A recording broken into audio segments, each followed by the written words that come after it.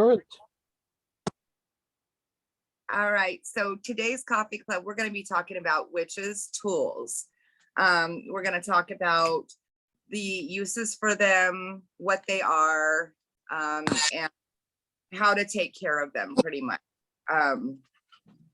And I'm going to try to share my screen here. Let me see if it'll work.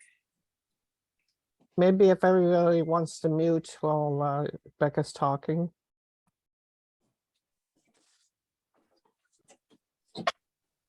I wish you'd have told me you didn't have a feather, Becca, because I sure would have put you one in the mail on Monday. Look at these.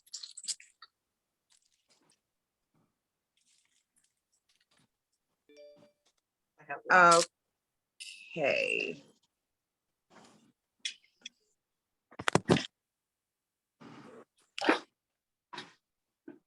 So let me see. I'm going to go here. No, not there. Can you guys see my screen? Yes, definitely can. Yes. So you see where it says the athe? Yes. Okay, perfect. I love it. So the athame, or my spirit tell me to say athame. So you could say it however you want, but it's the same tool. So it's either called or what, Becca? Athame or athame. Okay. Yeah, I've always called it an athame. You guys want to see mine? Sure.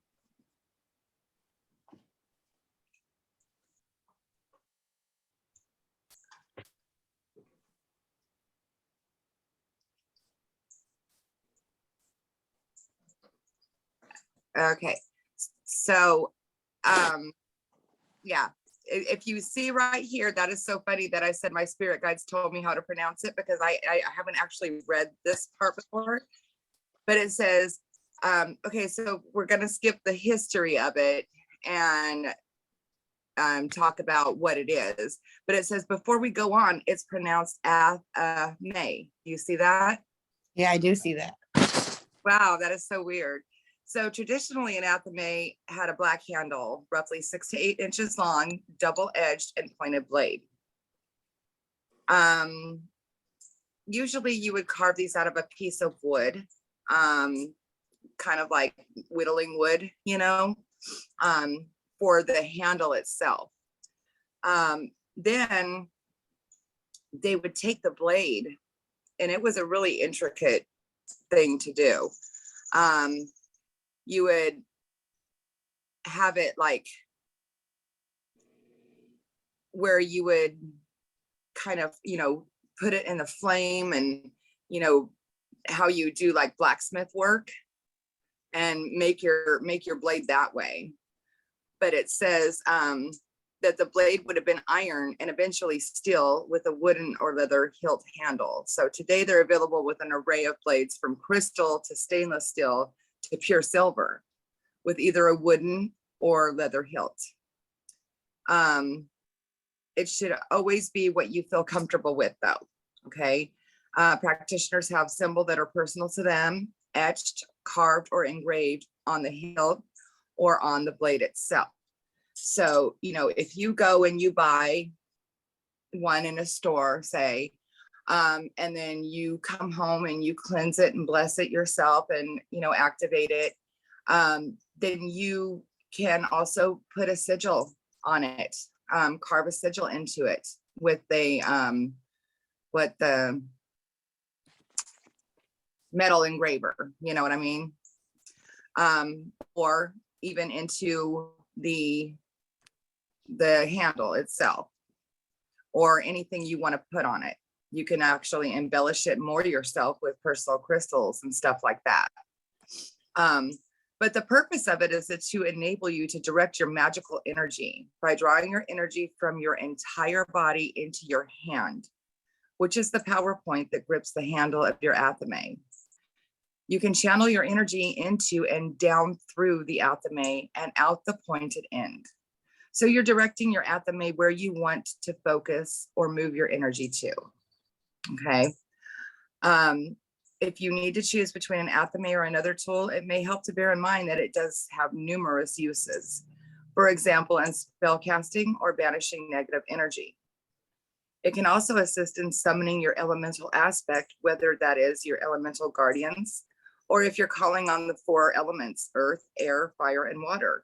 Likewise, it can be used to call on your gods and goddesses, or possibly your ancestors. Use anathema to channel your magical energies when blessing or enchanting or commanding items, as well as to stir magical mixtures and potions and herb blends. Many practitioners do this while they are chanting. So, Athame, I'm sorry, do you have an athame? this is all for anathema, you said? I said, do you have one? Do you have an athame? No, I don't have one yet.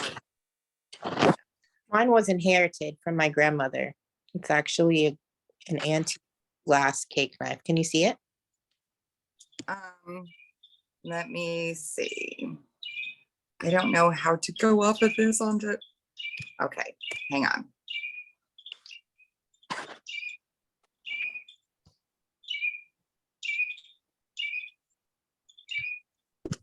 Let me see. Okay, going back in. Oh my gosh, yeah, that is very pretty. I Wow. mother when she was diagnosed with dementia, and she's passed on now. She passed on 2 days after her birthday last year, which is February 21st, or 2 days before her birthday. She passed on the 19th, and her birthday was the 21st, so 3 days. Wow. I still That have is- actual certificate that came with it, the original packaging and everything, but it normally stays on my ancestor altar because I have my son that passed in 2020 and my grandmother that passed last year and several friends. So I have their totems on that altar. And that altar is in the southeast corner of my house, which I learned was the right place for an ancestor altar, which I didn't know that before school. Right. And that's one of the best things about like going through this school. Did you learn that here, Hannah? Danielle taught that to me in one of my personal sessions. See, and that's the thing about this school is it's so amazing because you don't know these things, you know. Like, Well, the I funny found- thing is my altar was already in the right spot. I Yeah. just didn't the right spot. So that was kind of cool to have confirmation that if you really go by your instinct, you'll really actually do the right thing. right. And that's also cool, you know, that confirmation. It makes you feel like, yes, I'm doing this right, you know, and Yeah. it was just it was all on my intuition, you know. So that's cool. Definitely. All right. I'm gonna see if I can go back here and do this again. Okay. I don't know if you guys saw, but Black Sheep had to leave because her father is actually in the moment of passing now. So Oh my gosh, I am so sorry. I have my Oh, burning, and I kind of feel like when the candle goes out, he'll probably be gone. Because that has happened to me numerous times before. yeah, probably. Okay. All right, so let me go back here into the screen again. So Becca, are you Uh, gonna post what book this came from in the chat after you're done? yes, I did. I already did, but this is the Witch's Companion Volume 1 that we used last week. I'm using this a lot because it has so much information in it. But this is what we did the lunar calendar on, and hopefully we are doing the moon phases and what to do with each moon phase. And I'm hoping Alex will put that up soon. I did not record the in bulk episode that we did, and I'm so mad about that. But going forward, you know, when we do each Sabbath after this, I'm going to be recording those too. But this book is apparently no longer available, but they have another one on there that is probably just as good.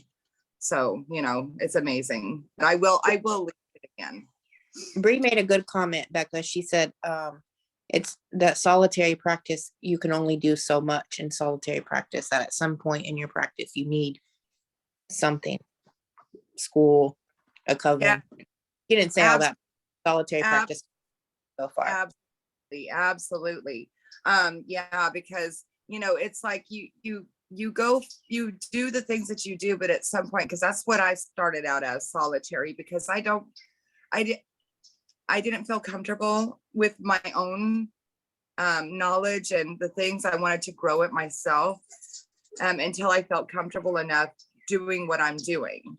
But now I'm getting ready to join a coven on the 23rd. So I'm really excited about that. So yeah, definitely. And the school has helped so much. All right. So invaluable. yes, yes. So spoiler alert, that sigils are featured in a later chapter, but we aren't going to go over sigils because Shin Tat is the master of that. So we'll let him do his classes. But you could also use the athame to energize your sigils. So like we talked about before, you could put a sigil on your athame, or you can use your athame to carve into candles and stuff like that. Stuff that is very easy to carve into. Okay.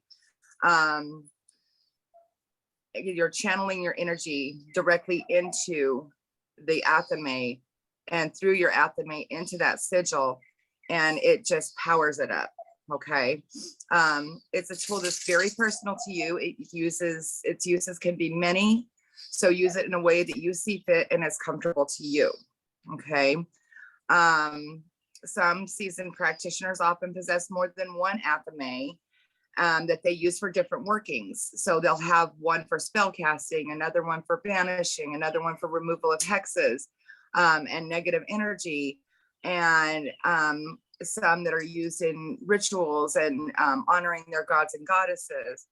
So some of them have one that's specific to each type of thing they're doing, so that they don't have to cleanse it afterwards. That's the benefit of having many of them for certain things.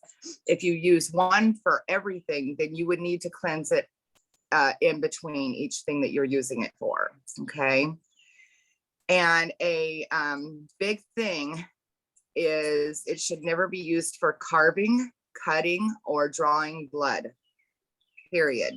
So like I said, you can carve it into a candle because it's soft enough, but you should not carve wood or carve anything else with your athame.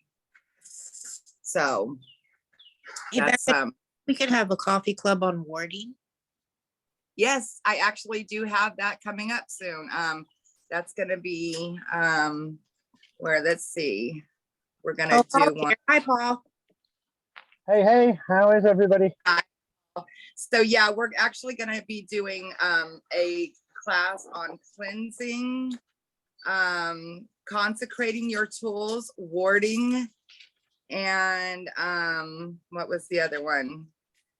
Yeah, so there's going to be another class just on that, or another discussion. This is not a class. We don't have to learn here. This is just for our pleasure, notes and all that stuff, but and of course it's recorded, so you can always go back and look afterwards. Becca, what does warding mean?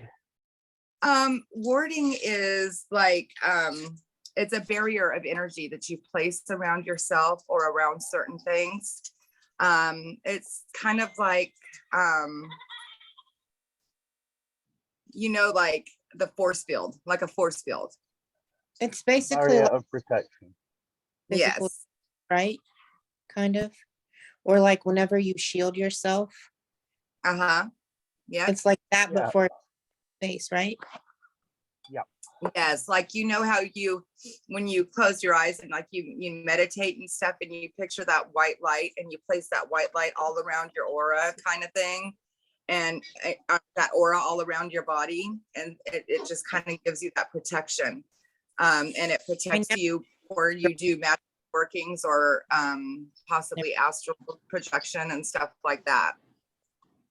Becca, you just taught me something, because Danielle and Mystic have been teaching me how to shield, because the more I work with Danielle, the more sensitive I get, and I can feel people's pain, all that, all those different things that people carry around with them. So emotions in nightclubs. So I had to learn how to shield myself, because it was real overwhelming for me to just appearances to places that I already had business, people are already paying me, so I have to show up, Right.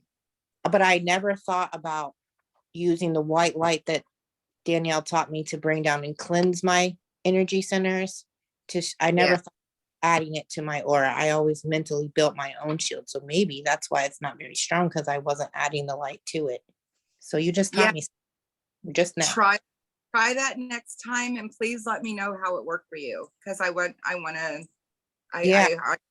does help.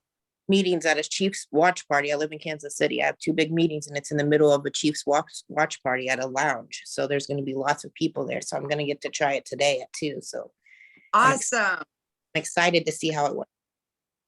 Yes. I might also say, with regards to warding, sorry to jump in there, No. but you can use like personal talismans or even sigils as a form of warding that you can carry with you at all times. For instance, in my wallet right now, I have a sigil of protection that I use as a ward against negative energy. So whenever I'm walking around and I have my wallet on me, I have a personal ward in place that protects me from people's negative energy.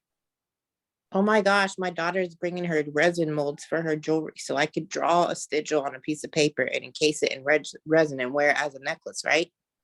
Absolutely. Yes. Absolutely. And Paul, can I enchant the paintings that my daughter already made that are on the walls of my office as my warding for my office?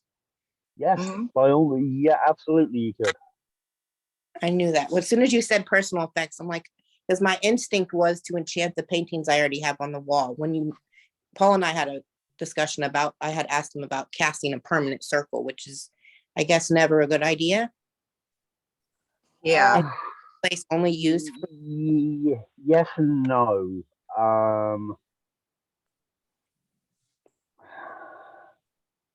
It would have the problem is with a permanent circle, you're going to have to cleanse it. You're going to have to redraw it and restructure it on a very regular basis. It takes if you're work. Yeah. Yes, Danielle and Mystic also said no permanent circle. So I was like, oh, I guess I was being a little lazy and I didn't want to set a circle every time I was enchanting something. Yeah. Yeah, it's a lot more work than carrying your personal sigil, or just meditate for a couple minutes and just pull that light around you, or whatever. I think actually making a true circle, that takes a lot, and then people look at you funny. So okay, so now we're going into, we talked about at the maze, Paul. So we were just talking about how, they're built, what they're used for, and that you should never use them to carve, except for like in a candle, you can, carve because it's very soft, but don't use them for drawing blood or cutting or carving. It's used to direct your energy into whatever you're working with. Yeah, it for me, and this is just me personally, my Athame almost holds the same power as my wand. Right. So would you guys say that like a witch's tools are used kind of like the wallet in a video game, but for energy? I'm sorry to compare it to something so mundane, but it doesn't actually store your energy. No, it can't. That's why you have to clear it. That's why you cleanse it in between. If you're using the Athame for different workings, that's why they talked about you have to cleanse it in between. But it says, because right here in this sentence right here, do you guys see my screen still? Yes. Yep. Okay, so right here in the middle, it says some seasoned practitioners often possess more than one Athame, which they use for specific purposes. For example, one for positive workings and spell casting, another for banishing, removal, and hexes of negative energy. Others may have several, possibly one dedicated to certain gods and or often use rituals. The gatherers of energy within the athame for that specific ritual as it avoids the need for cleansing. So, in other words, you have, and then on the other hand, they have just one athame, but it simply means that they have to cleanse it after it all has been used in order to clear and neutralize the energies within it for the next time. So they do hold that energy. Becca, Yes. are you able? I've just checked, and obviously because I'm not host, I can't share. But in the admin chat, I posted a picture of a working that I'm currently doing that actually has two different athames on there for exactly that reason. One for positive and one for negative. I was gonna say, I'm sure Paul has more than one athame. Yeah, You yes, probably I have do. Paul.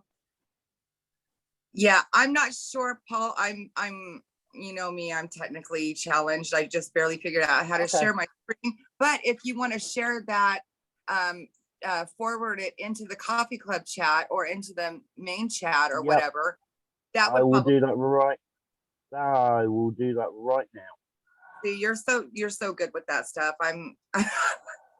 I don't know what's going to happen if anything happens to my husband because he helps me with everything. All right, so then we're moving on to besoms, okay? So a witch's besom, AKA broomstick, is particularly personal to the individual and a wonderful tool to have in your arsenal. So traditionally, the stalk or the handle of the besom is made from hazel wood and the brushes are from twigs of the birch tree. Today, they're made from all different materials and designed for its owner, their personal preference, okay? Whether it's made by your own hands, commissioned or bought, it can come plain or with many embellishments such as crystals, ribbons, or pendants. Some have sigils and symbols that have been engraved into the handle using a burine, okay? We've seen some examples. They are really quite beautiful. Paul, is the crescent one the negative one? Yes, ma'am. I like when I'm right. You could, you So- felt, you felt No, the I just energy had- probably by I looking just at had it. an instinct that the straight one would be positive and the circle one would be negative. And is that quill Yeah. similar to the one we'll make in class tonight, Paul? It's not tonight. Class is tomorrow. Oh, is it tomorrow? See, Becca, you have Yeah. time to get a feather. Oh, yeah. I'll look around. I've been asking and asking my beautiful crows to leave me a feather in the yard, and it has Oh, not happened yet. They're But gonna be before class. yeah. Well, here's the great thing, and sorry to kind of pull away from your subject for just 1 second, Becca. Yes. But I'll be going over several different types of quills that you can make. So it's not just a feather that I'll be covering. I'll be covering a porcupine quill. I'll also be covering a reed. So there are going to be numerous different quills that you can make, and I'll explain how to make each of them tomorrow. Okay. Wonderful. Well, That's I'll nice. probably I'll try to go to that class definitely. I don't think I have anything going on tomorrow. Oh, by the way, Yes. you guys, tonight is the full moon or the new moon. So make sure you do your new moon rituals tonight. What would those be, Becca? It is putting into Getting- place, it's setting your intentions, getting those into place. Yeah, I went over all of it in the one that I did, but hang on just a second. Let me go back here. I do have it. Paul I is an expert. typically, the reason I'm doing the working that I'm doing at the moment that those two athames are on is I'm basically getting rid of things. So I'm casting out the old and getting ready for the new. And see, that's what I have always done on Right. the new moon. I have always got rid of it. But Yeah, get rid of it and then start anew, ready for the full moon when you send it out to the universe. So I Yes. wanted to experiment with moon water and make moon water on each phase of the moon, and then Right. not ask you guys what it's supposed to do. And then Mystic drinks her moon water. So we've started doing that here, and we've all been healthier since we started doing that. Like, instead of regular water, she only drinks moon water. Right. So my hubby, for a present, bought me a Colligan prescription and subscription, and they're coming not in time for the new moon, but coming in time for the full moon. So I'll get to set 20 gallons of water out because there's 4 of us here. That is awesome. Oh my Mhm. God. I never thought about I love it when people talk my language. Well, I'm gonna do that experiment next month where I set at least 5 gallons out for each phase, and then drink that whenever I feel led to drink each type, you know, and Right. then see what happens. And then I can give you guys feedback. And then that's how I figure out my own way. Like, Yeah. all the ways are good, but So in my book right here, Hannah, it says, energy of the new moon has long been associated with rejuvenation and new beginnings, new ventures. It also presents an opportunity to completely have a new start. It's a time when you should be focusing on your intentions for the forthcoming lunar cycle. Think about what you want to accomplish during the month and what boxes you would like to be able to click off at the end of it. This is kind of saying that it's wanting you to start your intentions. I have always worked with the new moon as, like Paul said, with ridding myself of the things that don't serve me. so That's how basically it's like we have a New Year's Eve every month as witches. Yeah. And it's Yeah. the new, basically. Right. Yeah, So- every 12 weeks. It's yeah. every 12 weeks. No, hang on. Every 12 days is a new phase. So 2 a month, is it? I think. Well, Sophia recommended that. You guys know Sophia, right? She's Yeah. from Sweden. I was on one of her lives when she first started doing daily lives. And she told me that I needed to install a moon phase thing so it would help me learn, because like always having to go back to a book to remember Yes. what moon phase was not very practical. So I'm getting ready to do that. Right. And then that way you can get alerts on your phone. That, Mhm. you know, So I'll know what I need to do that day so I can keep my focus. Because one of the biggest things that magic has helped me with is focus and balance. Because you can't really do any magic until you become focused. I mean, you can, but it's not going to be super effective if you're not centered and balanced. exactly. Which is why, like I was telling, I think I mentioned in the chat, I think it might have been in the admin, I'm not sure, but I felt really very weak the last few days. So I haven't done anything like my tarot, nothing. I will not do that stuff if I feel like my energy is depleted. And you should not, because you don't have, you use from your own energy to do these things. You can draw from the universe just like you do with Reiki. That's what I do when I do Reiki. I draw from the universe to borrow energy, so I'm not using all my own. You can do that, but it's best to do it when you're not feeling drained. If you feel drained, I would avoid doing any magic. Well, you can actually make yourself sick if you help other people too much with that. And when you're not centered, when you help other people, you're going to exhaust yourself. I Yeah. learned that by trying to, well, actually, I didn't learn that by trying to heal my friend. I learned that by helping my friend heal. Because we don't really heal other people. We just show them how to use their own energy to heal themselves. Right. That's why Reiki doesn't really work great if you don't believe in it. True. But I know I'm new here, but I wanted, is it okay if I make a comment? absolutely. Absolutely. Okay, my name's Wendy. I'm from Warrensburg, Missouri. And so I, in my practice, I was always taught as the new moon, since it's dark, it's like a clean slate. And it is the time to set intentions for it to grow like the moon grows with the light. And then at the full moon, that's when you release it because the light fades. So if you want to release anything, and that's the way that that I was kind of, I guess, taught or like intuitively. And yeah, I was going to say something else, but I'm nervous because it's the first time I'm here, so I forgot. Oh, don't be what it's nervous. gonna be. Don't be nervous. Just so you So, know, Wendy, you can comment on in any class. Yeah. Any class well, that you thank can. you. All Oh, I know. I know what it was. The other thing that I do in my practice is with the setting of the intentions.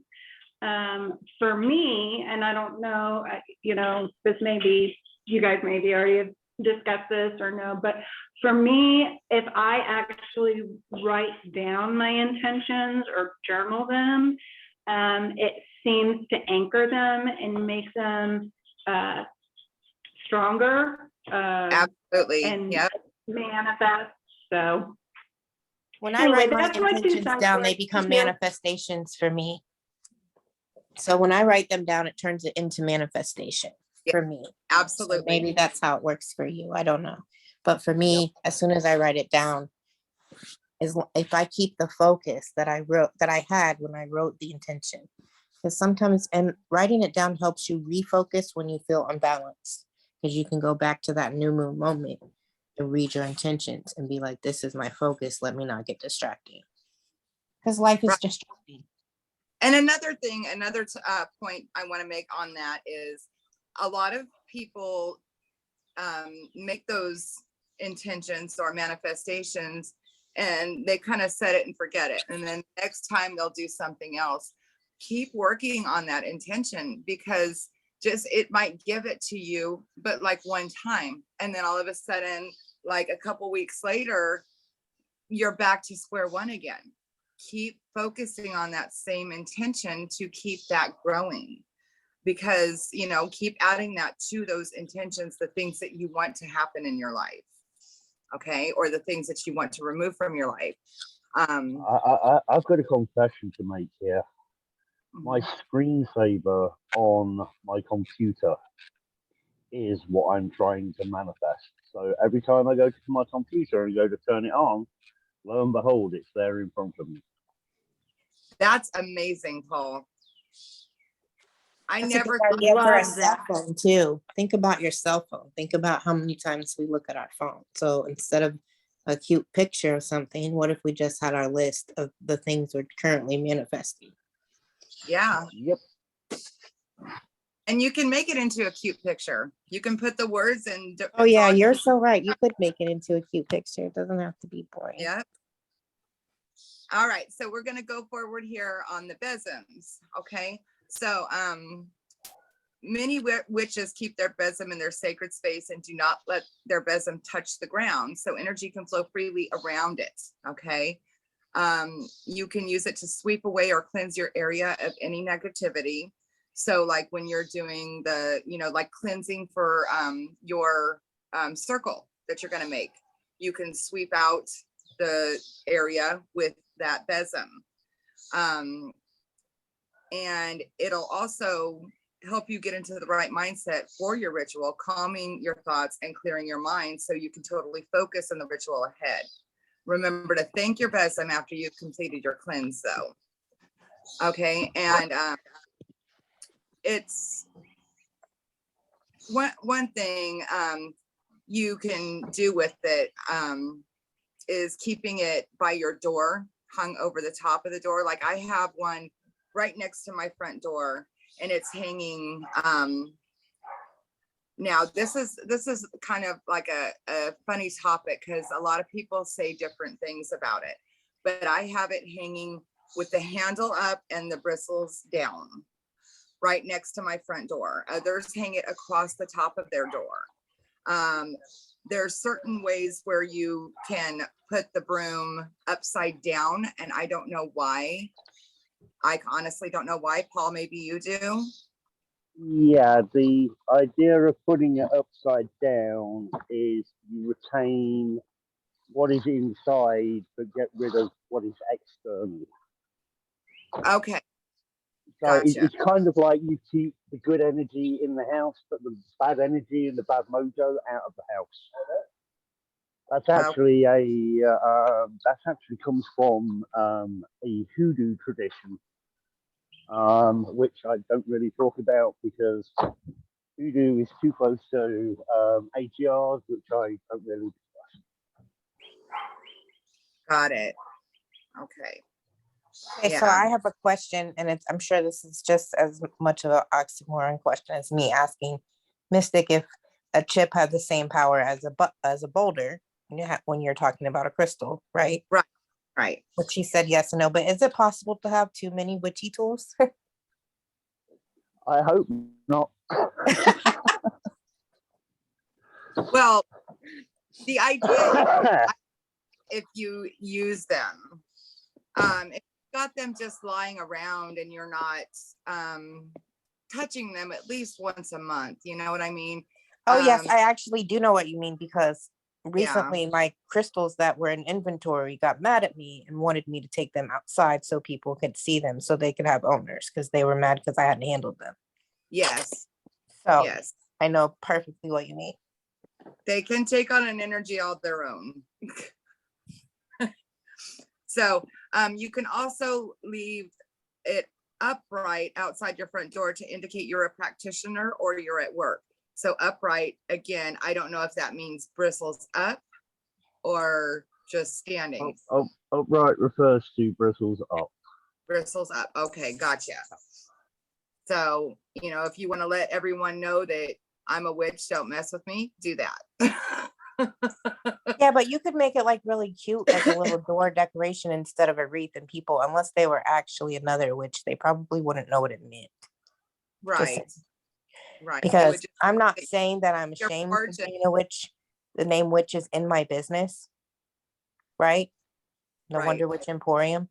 But I'm also saying that it still pays to be careful. I still live in the Bible Belt and I don't want Yeah. to be perceived. We actually had to move areas from one of the towns because he was asking questions, and I'm a firm believer in if you ask a question, you should get an honest answer, even if it's not the answer you want. Right.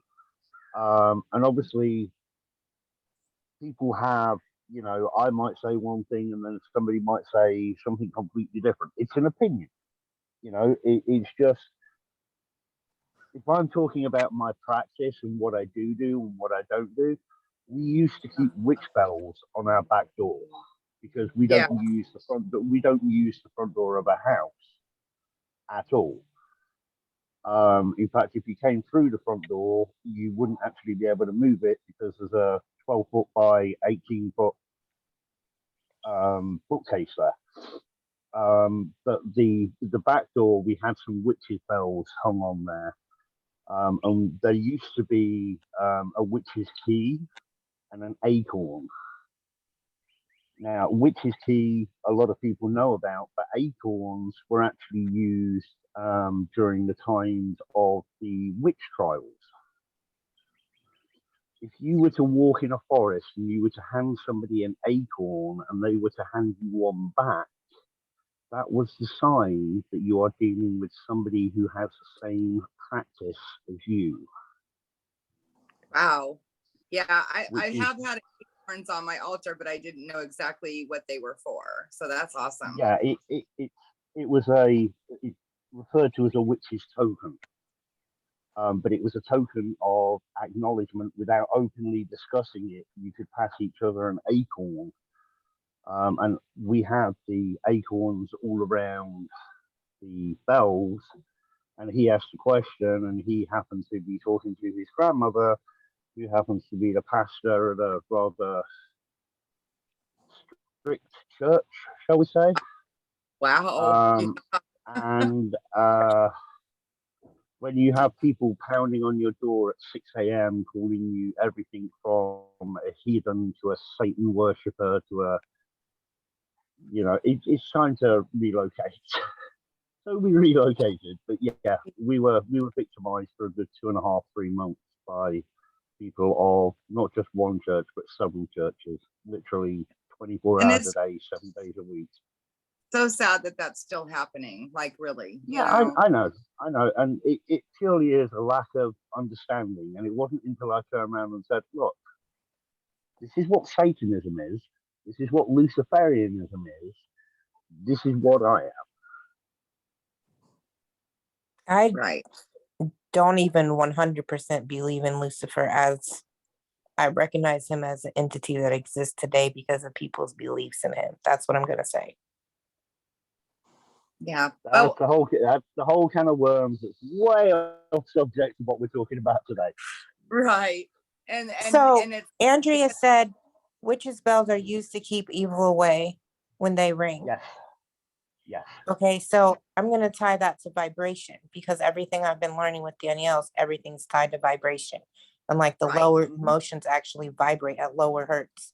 So like my word of the year is gratitude. And the funny thing about that is ever since I got that word, which was at the beginning of the year, the one thing that has been told to me, like even here it says when you use your besom, you thank it for its help. Right? Yep. Yep. So gratitude is actually one of the huge tenets of magic. That Yes. everything right. we feel, we thank it for, even if we kill an animal to eat it or to use something that we need from the animal, we still thank the animal from every moment that we use its object that it gave to us. Yes. Yes, ma'am. Yes. Right. It also says down here at the bottom, another fun fact, it's unlucky to sweep dust out your door after nightfall. Yeah, I'm sorry, I didn't catch that, Becca. Some practitioners are, it's unlucky to sweep dust out your door after nightfall. So you should always do your sweeping during the daytime. It's because the dirt from your house needs the sun to clean it, so it doesn't give its negativity to the earth that's outside, in my Yeah. opinion. That's why I do it that way. I don't know why other people do it. Right. Sweeping is an act of also sending the negativity that has come into the house back outside. And when the sun is out, the sun can clean that negativity and send it back to the earth as positivity. You see? Right. That's that alchemy thing right there, huh, Paul? yes, ma'am. So, and again, here on this next page, it says that you can choose, you can stain your wood, but they don't recommend it because it can alter the energy of the wood. If a certain shade makes you feel more comfortable and enhances your connection, then you should do so. Or, my opinion, go look for a branch that fits you better. You know what I mean? And we're going to talk about that more when we actually do the wands, because like I said, the wands is going to be all by itself because it's a long thing. It's very detailed. Personalizing your wand, you can add crystals to the tips of your wands. Choose your crystal, you attach it to the top with a copper wire, which is a great conductor of energy. Or you can use silver wire if you choose. Some people use jeweler's wire or leather, like the leather strips to tie it on. You can use a small amount of glue, but just what we were talking about before, Hannah, when you glue stuff, it can alter the crystal. So you have to be very careful with that.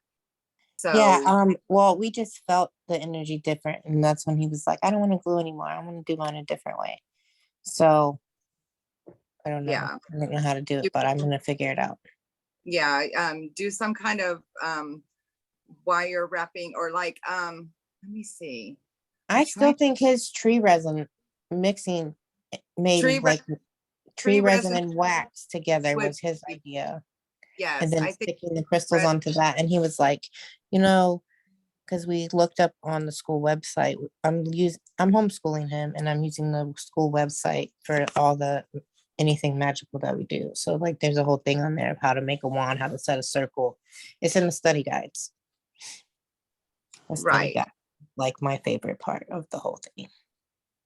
Yeah, Because whenever, like, when I first got into the school and I would ask like a question and there wouldn't be someone there to answer, then I would be a little frustrated because I felt like I had to Google it, and I don't feel like Google is a good source yeah. because, and You And get so so many different. often, study guides, and I was like, oh, all the answers are right here. Mhm. yeah, and the problem with using search engines, especially nowadays when it comes to witchcraft or magical practice, is there are so many opinions, and because there are so many opinions, you can read so much conflicting stuff. One thing will say one thing, and then another article you read will say directly the opposite. And it often gets confusing and frustrating, That's which why is going why by I'm your a inner, your, right. your instinct. I'm a Yeah. great Well, I believer guess it's in really going intuition, right? right. You're The going by same your thing. own intuition, what feels right with you, and there is nothing wrong at all with asking your peers or those around you within your social circle that practice. There's nothing wrong with asking a question at all. There's no such thing as a dumb question. There might be Right. a dumb answer, My but there's dad no used to such always thing as say the only dumb question is the one that isn't asked. right. Absolutely. Right there. And fortunately, within the divination community, we have everybody from people that are literally just starting their practice, like 2 weeks into their practice, right the way through to, people that have got 20, 30, 40 years experience in there. Right. And we all pretty much talk the same language for the most part. Um, so, feed on other people's ideas, other people's suggestions. Every question is a learning opportunity. Even if it's somebody else asking the question, you still have that chance to learn from it. Yeah. Totally. I love that we all help each other. It's amazing. Well, I think one of the biggest lessons that I've learned too was that, like, everyone has the same potential. So it doesn't matter how long that you've known about magic, or even if you've only been seeking for magic for one day, you still have the same potential as anyone else. Magic is like anything else. You It's a have practice. magical, well, you have muscles. So if you exercise them, you become stronger and stronger. If you don't exercise, so if you don't practice, then your muscles are not going to be as strong as someone that has practiced for 20 years. That's why we call it a practice. Right. One of my best friends, probably just over a year ago, picked up a tarot deck for the first time in her life. Mhm. She is not magically inclined at all. But if I want a tarot reading, she's the person I go to. She couldn't tell you what the tarot card means, but she reads the cards so intuitively, she doesn't need a guidebook. It's the only person I've ever known that's been able to pick up a tarot deck, having not studied the tarot deck, and do a very, very accurate reading just from pure Wow. intuition. Wow. So she is magically inclined. She just doesn't acknowledge She it. had no, oh no, now she acknowledges. Now she Right. acknowledges it, embraces it, and she's walking a whole magical path. But Nice. when she first started, she couldn't tell you the difference between the Nine of Swords and the Death card. Yeah. Right. Yep. It's all, like you said, it's all about practicing and working with them and letting them tell their story. So, and that's how she got it. She let the cards tell her the story. So, Well, And Alex is famous for saying, throw the book away. yeah. Yes. I have learned. since then, actually, shortly after I joined the academy, I actually sent her to the divination page. She's not joined yet, but she is actively using the study guide. She is actively using the YouTube channel. Good, good. That's going to help a lot. It does help a lot because even if like I've taken a lot of classes I don't have credit for because I didn't take notes. And for me to get credit, for me to feel like I've learned it, I need notes. I don't know. It's just a weird thing. You're right. Because So I've you taken tons learn of it. classes I don't have credit for, and I won't take credit for them until I have notes, because until I have notes, I won't feel like I could physically teach someone anything about that class because I That- didn't write it down. I don't know why that is like that for me, but it is. It's because you're learning it, and when you're writing it down, when you write it down onto the paper, you're relearning it again. Yeah, It's it's like a Why? three memory thing. So if you see it, hear it, write it, you have to do it 3 different ways. 3 senses have to interact to make it a memory. Yes. And another way of thinking about this is if you're writing it, you're writing an affirmation of knowledge, correct? Oh Yeah. yeah. I never thought of that. There you go. So, going back to your crystals, I know that you were using the chips. So it can be hard to like wire wrap that. So if you're using a larger crystal, that's what they're talking about with using the wire wrapping. And if you do use a glue or a resin or something, you want to make sure it's dry before you start doing your wrapping with your wire or your leather banding. And you can either leave the hand base free or you can wrap it in strip leather cording. You can attach beads or feathers to the end of it, carve your sigils into it to give it to power it up.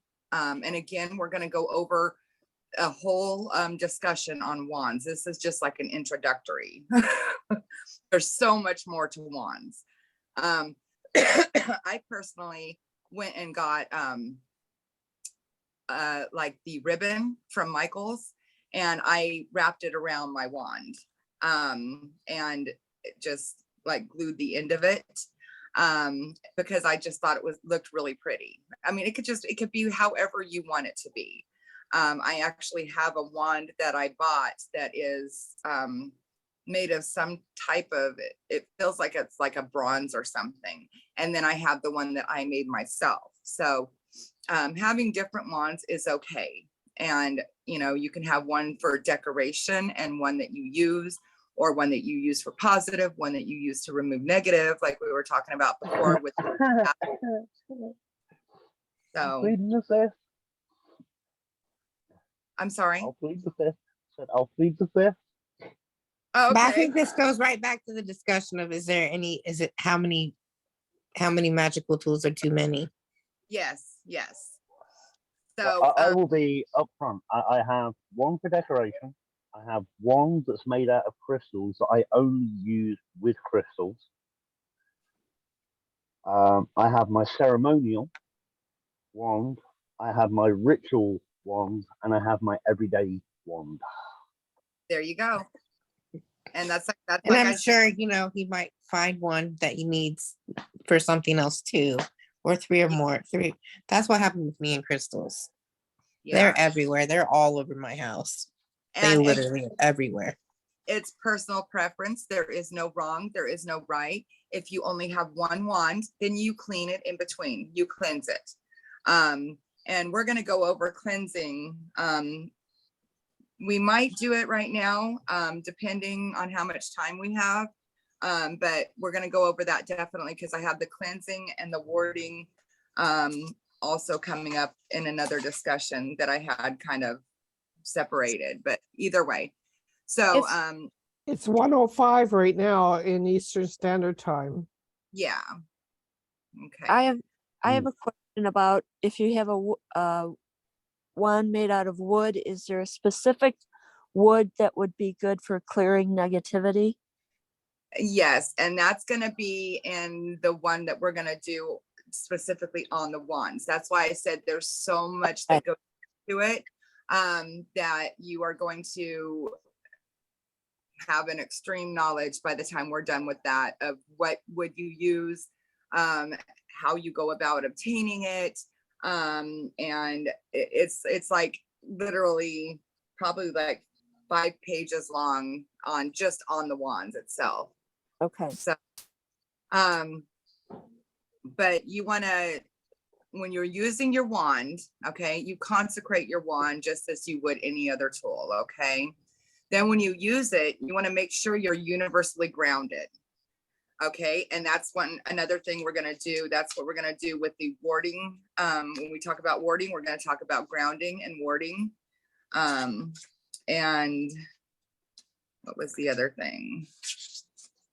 Consecrating your tools, which we'll be talking about, grounding and warding. So that's all going to be coming up, okay? You want to slowly massage both of your hands together for about 10 to 20 seconds. Open up the energy pathways between your hands, okay? Hold your wand in your prominent hand, as this hand will drive your energy. Aim the tip of your wand at your other hand, which is your receiving hand. Totally focus on universal energy within yourself. Okay.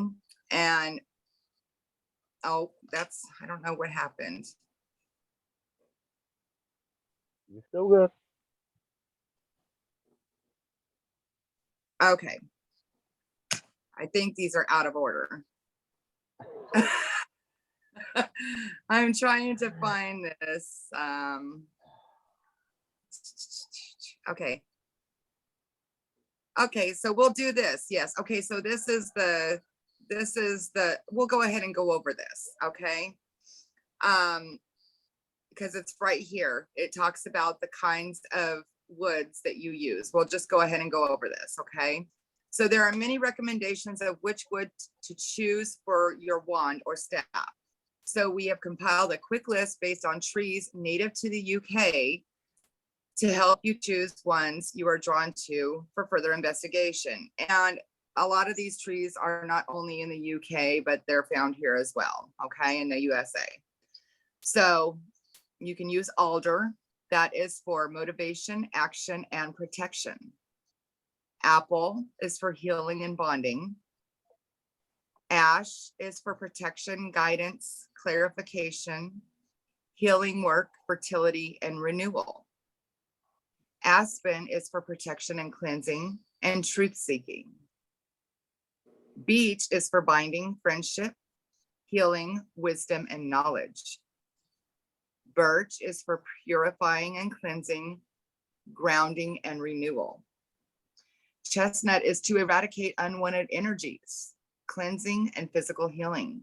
So chestnut would be a real good one for those negative energies. Okay. Elder, intelligence, understanding, protection from negative energies as well. And all these that say protection will help with that. Elm, protection, dark magic, beginnings and endings. Hawthorn is used for fertility, protection, defense, and happiness. Hazel is used for wisdom and knowledge, divination, and most magical rituals. I prefer hazel. I want to get my hands on hazel. And then there is hornbeam, prosperity, protection, strength, and good fortune. Okay.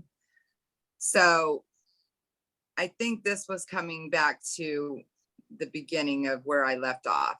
So, you know, when you make your magical tool, you're infusing your energy into its care. It will give you a much better understanding of your tool, and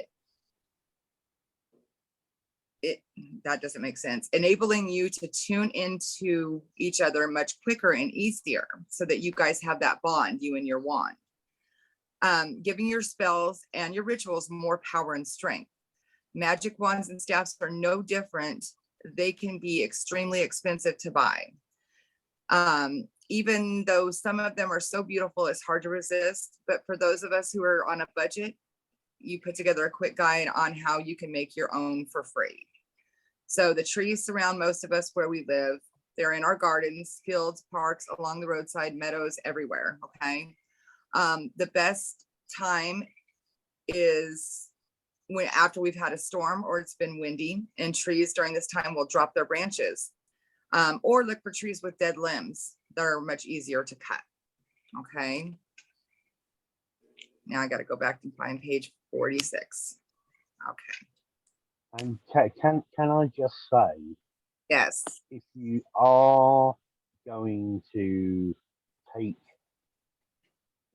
a tree limb or a branch, you pay reverence to the tree, and I would also recommend leaving an offering to the earth when you do so. Absolutely. And they're going to talk about that here too. It can be Right, something as simple as a penny, right, Paul?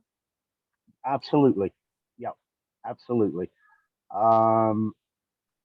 It's not so much the gift itself, although with certain woods, especially the more exotic woods, like for instance, my ceremonial one is an Egyptian wood. And please don't ask me to pronounce it because I'll mess it up and Alex will find out about it and she'll shoot me a new one. But that was taken in a full ceremony. There was actually a full ceremony done when it was taken because the tree was struck by lightning. Like Becca had said, after a storm, the tree itself was struck by lightning, but there was a whole ceremony done because it was going to be used as a ceremonial wand. There was a whole ritual done,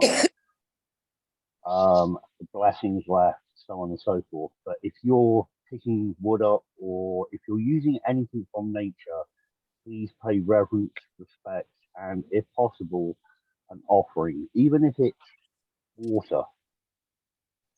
You know, just offer something back. You are taking, therefore, what you're taking from needs to be replenished in some way, shape, or form. Even if it's a 5-minute sit down and talking to said dead tree and saying, hey, I'm going to use a piece of you because you've been taken by air, fire, and the Force of storm. nature. Yeah. Right. I am going to be recycling you, but I want to pay you reverence and say thank you. You know, it can just be a case of sitting there and talking. But like any kind of energy work, if you give, you take. If you take, you give. So Right. please just bear that in mind. That's a Yeah. really important thing, especially with something like a wand. Yes. And that's what it's going to talk about right here. So it says Oh, when sorry. Oh, it's okay. No. I love the input because you are validating that. But it says when visiting your chosen area, firstly look for branches on the floor. Harvest a few of them, giving you a choice when you get home. Make sure they're not broken or damaged and are quite strong. For staffs, huge parts of branches drop down to the floor. I have seen some beautiful pieces made from these. It does not matter if your branch is curly or crooked as long as it points upward and is not curved or L-shaped, as it can redirect your energy where you do not want it to go. If you can't find anything and find what you are looking for on a living tree, then you must ask permission from the tree you are cutting it from.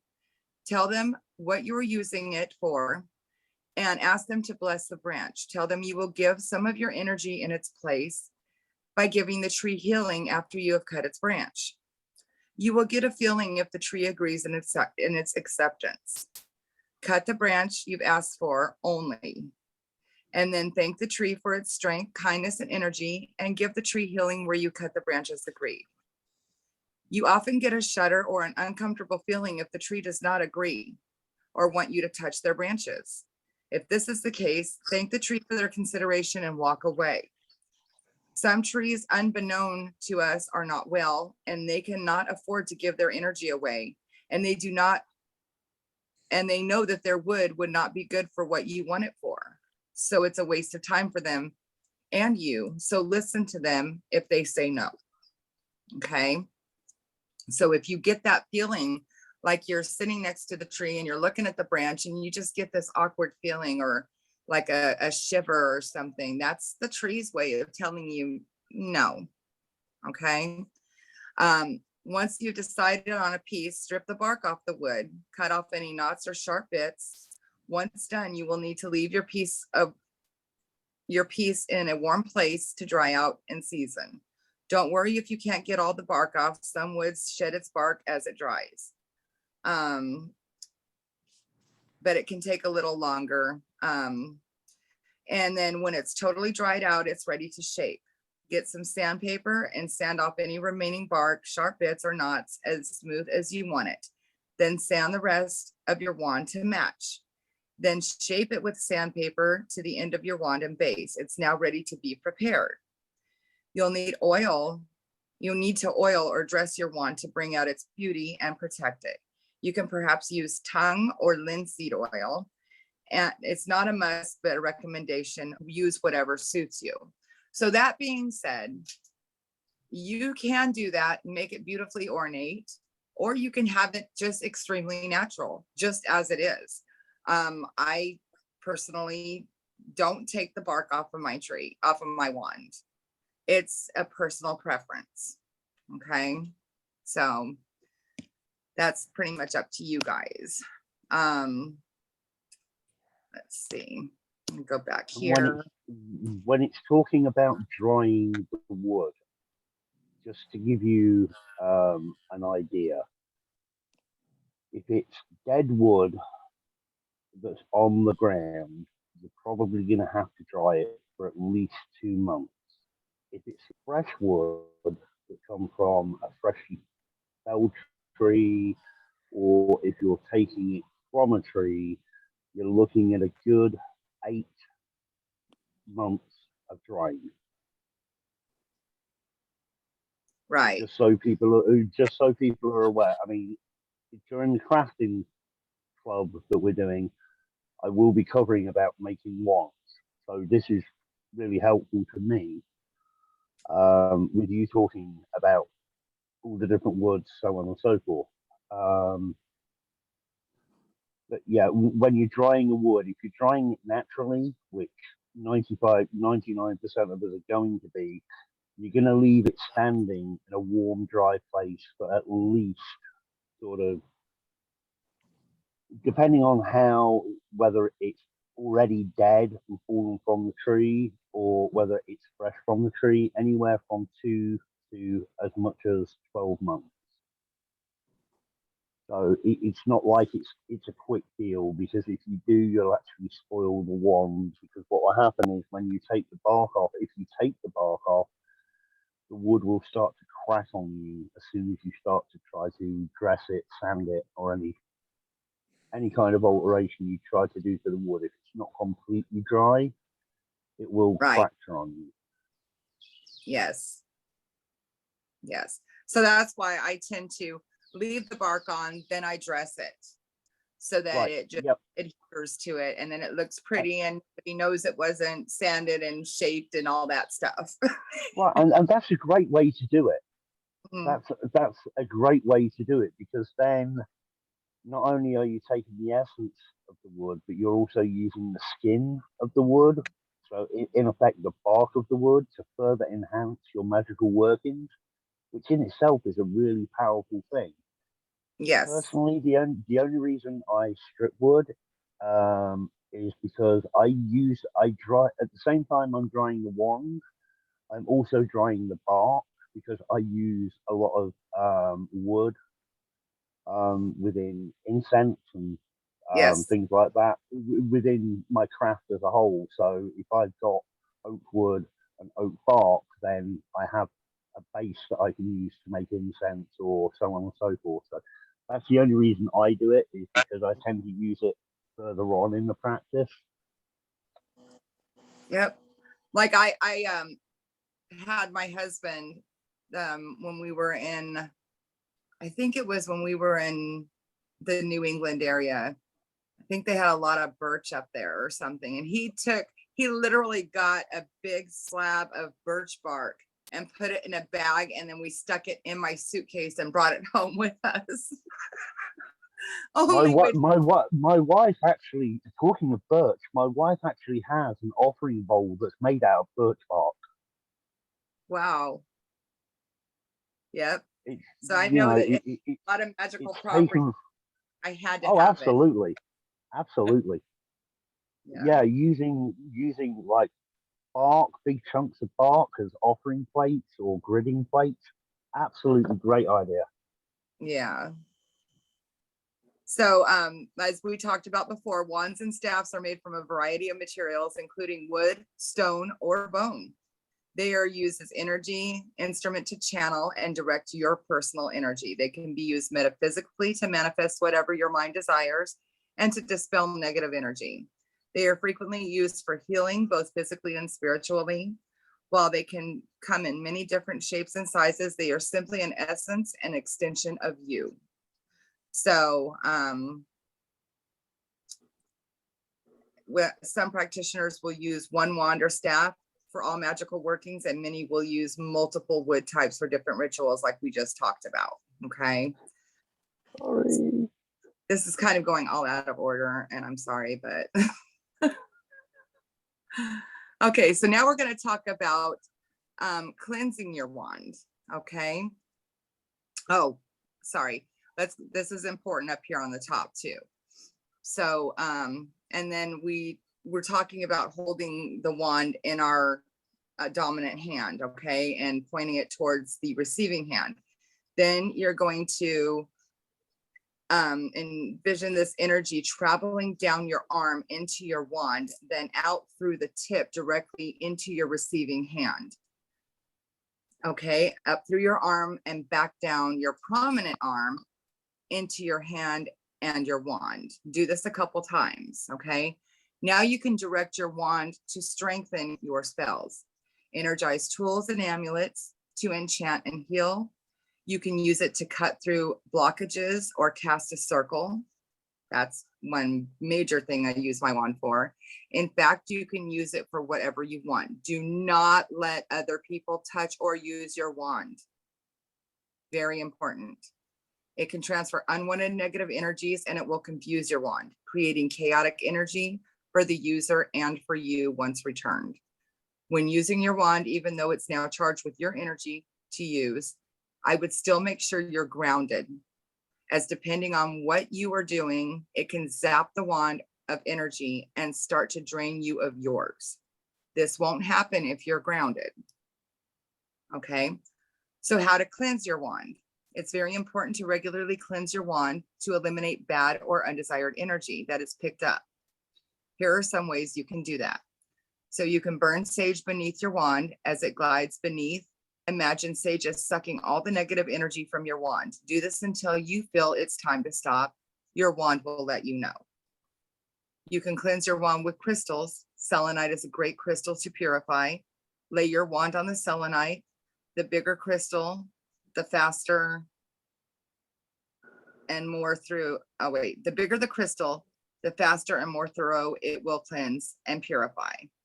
Cleaning this way can take a couple of hours or so to a couple of days, depending on, how big your selenite is. If you have like a little stick, you got to just place it in the different areas until it's completely cleansed. You can also cleanse the wand under the light of the full moon. That's how I do mine. Okay. I take my wand out under the full moon with all my crystals. There are other ways to cleanse your wand. Investigate and research or follow your instincts to create your own way. This person says she has a bowl of selenite crystals and she just places her wand on top. Leaves it overnight under the light of the full moon, cleansing and charging her wands, and also charges and cleans the selenite. One thing to know though, if it's raining, you should not put selenite out. Selenite cleanses itself.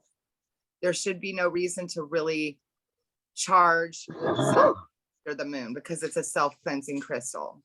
Anything that ends in ITE should not be left out if it's raining or sprinkling or foggy, because it can ruin the crystal. So Not always only keep, that, some of them can actually be toxic to handle once they've been exposed to water. Malachite is a prime example. Malachite, if it gets wet, unless it's been highly polished, can be toxic to you. oh, yeah. Dang. Also keep your wand protected when not in use. You can wrap it in cloth or keep it in a blessed wooden box. This will stop it from absorbing energy when not in use. Hey, you should also never like try to cut, break, or file malachite because the powder is also poisonous. Correct. Yeah. So you'd never like put it in a mortar pedestal. Oh, my son tried that. He was like, I want to crush crystals in my mortar and pedestal. His mortar and pedestal is made out of marble, so it's not going to crush any of the crystals that I have. So that was a perfect opportunity to teach him about the scale of hardness. Yeah, definitely. Okay, so we'll talk about the chalice, okay? Known in Latin as calyx. In ancient Roman time, a chalice was a goblet, cup, or bowl fixed to a top of a decorative stand, which could be plain or decoratively symbol of its purpose.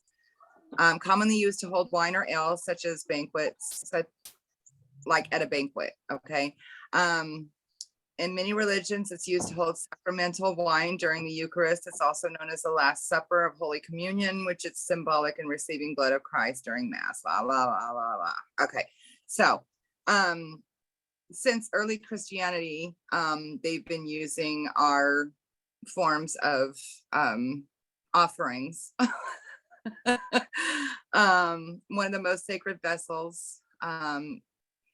And the purpose of the journal, we're going to jump across the history to witchcraft and why it can be used. When used in witchcraft, the chalice is a cup or a goblet, mainly acting as a vessel for liquids used in magical rituals. It's associated with the element of water and the divine feminine, believed to be the womb of the Great Mother and an ancient.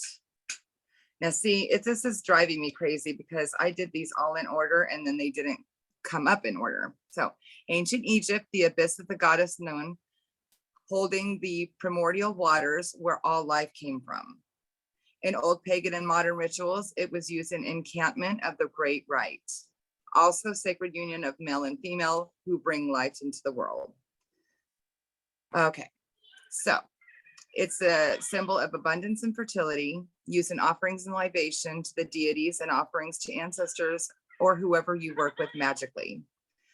It's found on many altars depending on your beliefs. You can use it for your chalice for much more. We have listed some ideas for you to ponder on. So working with fire and water. If you are working with fire and water energies, use your chalice to hold the water and float your candle. A wonderful way to combine both energies. Earth's natural water. You can collect rainwater for Earth's natural water to make your herbal infusions, or moon water. Try to collect it in the full moon, and if you can, weather dependent, collect it after it has been bathed in the moon's moonlight. That doesn't make any sense. What other moonlight is it? But anyway. Okay, you can also use it for scrying under a full moon. If you have moon water available, that would be amazing. But if not, use your chalice with water. Add a very dark ink into it, preferably dragon's blood ink. But any dark ink will suffice if you don't have any. Stir it around, focusing and asking the chalice to show you what you want to see. Take it outside or by a window where the full moon is present and use it exactly how you would use a scrying mirror or a ball. There will be more on scrying later. We can go into that. Hand fasting ceremony. So it's trying to okay, so it's basically the bride and groom each poured some wine into the chalice and they drank it from unity, and then they just had the knots tied around their hands, while they were drinking out of it. So harvesting ceremony, but there's all different kinds of ceremonies that they used it in. But I use it mostly, my chalice I use on my altar for the element of water. So it's completely up to, you know, you guys, how you want to use it. So now we'll talk about the mortar and pestle. So there's a wide variety of materials such as bronze, stone, steel, wood, bamboo, or maybe even marble. This would depend on where the world it was being used and of course its purpose. Okay. It gets this mention in ancient writings such as the Ebers papyrus, for which the Egyptologists have dated roughly around 1550 BC. And it gets mentioned a couple times in the Old Testament. However, they are thought to have been created at least 6,000 years before the Ebers papyrus. That is a definite wow. Okay, bear with me, guys. I'm so sorry. Where is 41? Okay, there it is. So that means when you're using your mortar and pestle, you are virtually using an identical tool that our ancestors used, and most likely for similar purposes over 10,000 years ago. Much used in witchcraft, a mortar and pestle is a great way to mash, mix, or grind herbal mixes with dried or fresh herbs or incense blends. It's a must for grinding resins and all sorts of other ingredients you may be using in your rituals or alchemical magic. To say they are very simple to use is somewhat an understatement. Place your herbs and other ingredients in the mortar bowl, then holding it firmly with one hand, take the pestle in your other hand and press the pestle down onto the ingredients in your mortar and start moving it back and forth in a rocking movement. Till ground or blended to your specifications. It's great for large pieces of dried herbs to break them down, and works wonderfully with fresh herbs as the grinding releases the essential oils in the leaves, which is ideal for paste, pulps, or just blends, adding a stronger aroma. When you buy a new one, you will need to season it before use. The interior surface of your mortar should be rough and unpolished, so the items are grinding can grip the bottom and sides and try not to escape by jumping out of the bowl. Because of this, there may be stone grit in your mortar, which you will need to remove through seasoning, or it will end up as part of your blends, which you do not want, as it will not be pure.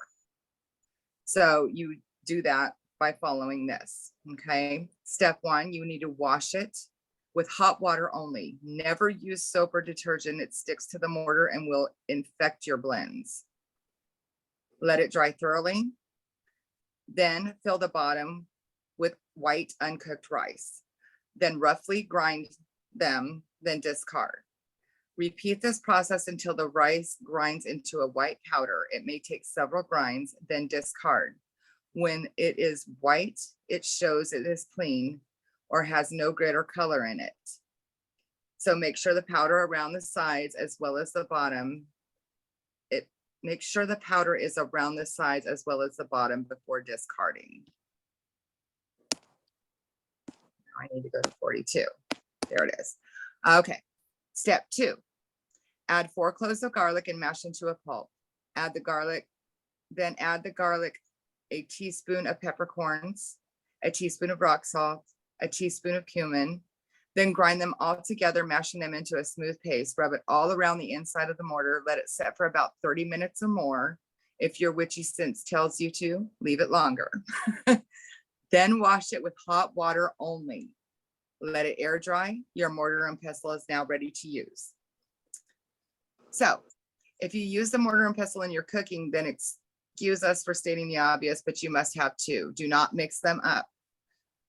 That reminds me, I don't know if you guys saw, there was a meme going around Thanksgiving, and it said, don't confuse your grandma's turkey recipe with her spell book, and it had a turkey flying out the window.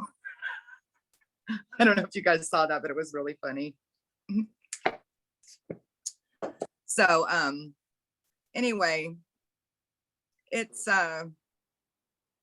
you want to keep one by your altar or maybe near your witchy supplies, so it's close at hand and away from your everyday one, if you have more than one that you use for your cooking. And you know, I just use this mostly like for if you're trying to do spell work. I have a really tiny one that a little tiny cauldron. So I'll use my mortar and pestle and mix everything up, and I'll put it in my little tiny cauldron, and then I'll do my burning for my rituals into the tiny cauldron. And the cauldrons also need to be done the same way. So it's kind of like, you don't want to wash them with soap and water. You want to cleanse them out, because most of them are cast iron as well. You want to just have it seasoned. So you can actually season your cauldrons the same way if you want to. All right, so let me just go here and look at what else. Don't think so.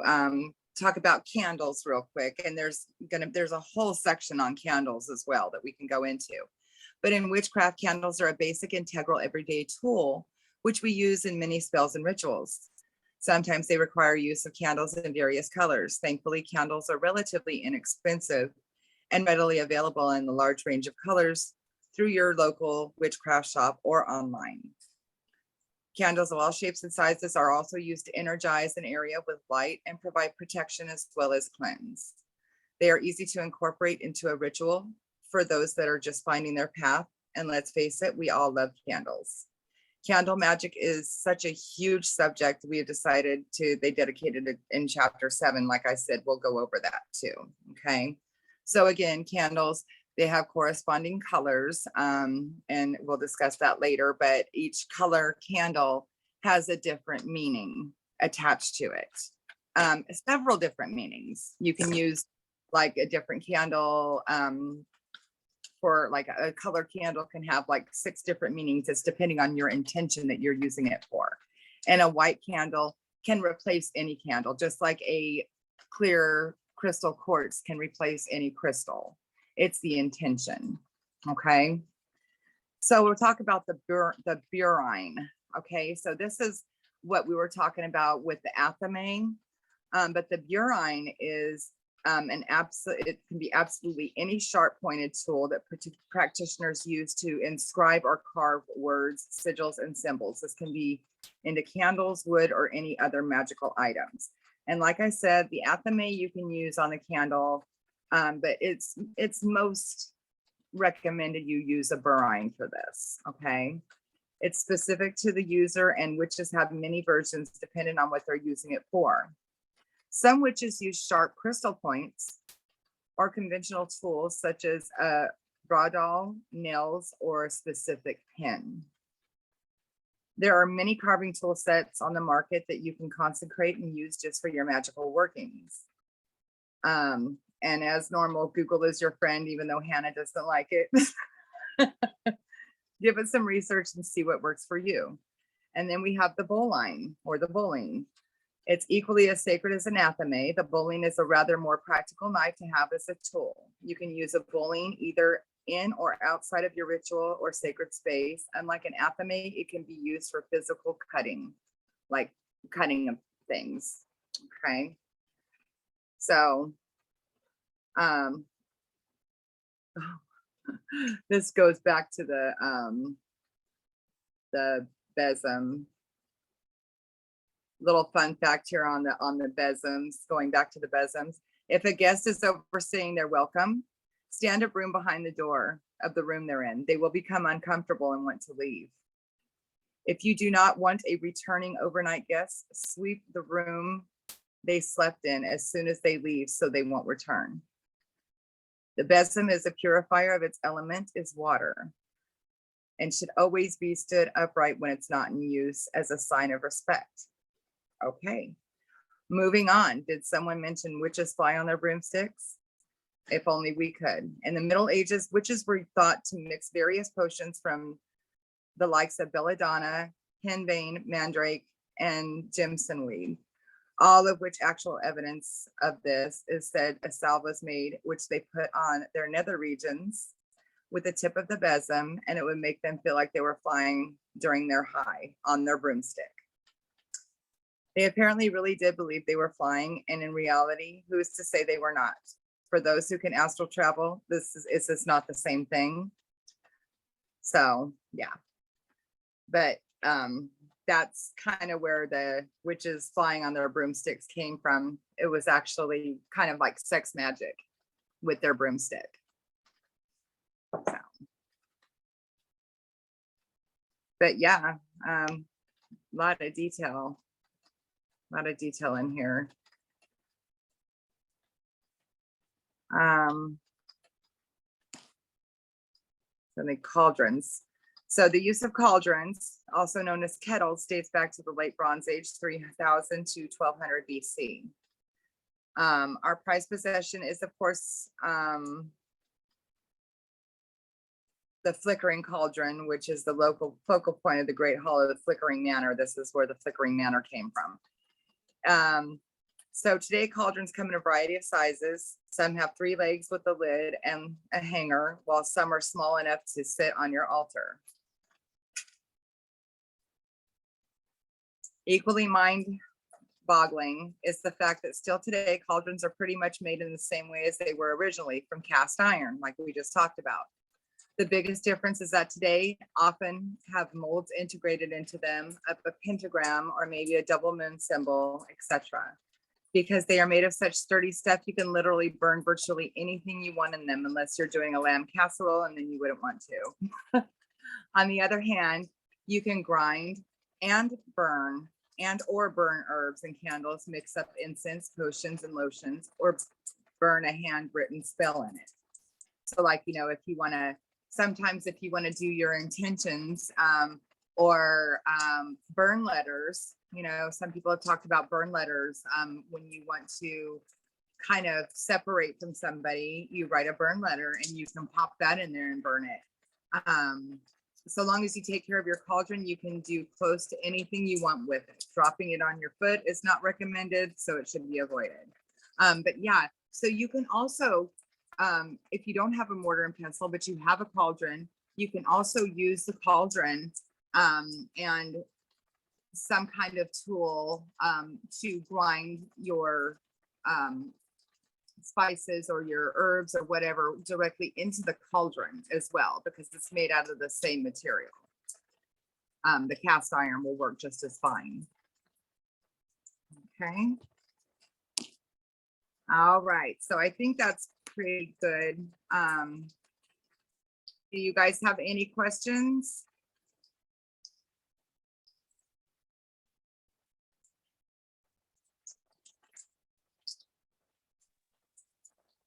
Just I think we're done. to that breakfast discussion or coffee talk or whatever you called it. I'm sorry. The link to the coffee talks that you have. Yeah. Is Paul still here or did he leave? Oh, he's probably hanging out in the back doing some magic. So you want to be put in the chat for the coffee? Yeah. Okay, Yeah. yes. Okay, definitely. I will add you.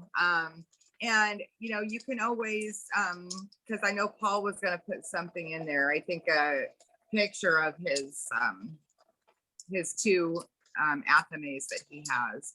So we'll go ahead and definitely add you to the coffee club chat. And if any of you, are all of you guys students? I don't know what that means. This is my first time on here. Oh, okay. So yeah, we had the academy, the Divination Academy is a great place. It's everything's 100% free. We have several courses all on divination. We have stuff on tarot, on runes, on sigils, on mindfulness and psychic sensitivity, and just all kinds of stuff. It's amazing. A lot of teaching and a lot of YouTube videos that you can go back and watch as well and get credit for. You can work towards certification if you choose to, or you can just simply be a student and learn things. You don't have to necessarily go for the class, but if you go to divination Okay, if they want to be added to the coffee club chat, just the messenger coffee club chat, they could drop a link to your Facebook and then you can click it and you could add them as your friend and then you could put them in there for just the coffee clubs. Oh, okay. Yeah, because I was just trying to. I know you were trying to figure out how to get their information to you and your, who was that asked that question? It- Susan, Susan, if you go to your Facebook and if you, here, I'll just put mine in there and you can add me and then I'll send you back. Okay. Does okay, that sound fine? Because I know how Yeah. to do it. So hold on one second. I'm gonna put Okay. my link in there. 1 second, guys. I'm sorry. I don't know how to explain you guys how to do it. It's under Okay, the so 3 little dots where you press. I'm the copy I'm link. gonna end the recording real quick and then we can still talk, okay? Okay, and then I sent it to you personally, and then I'll just post, if anyone else is not a member of the school, they can do the same thing. They can just add me as a friend and message me and say, hey, I was in coffee club, and then Becca's the moderator for coffee club, so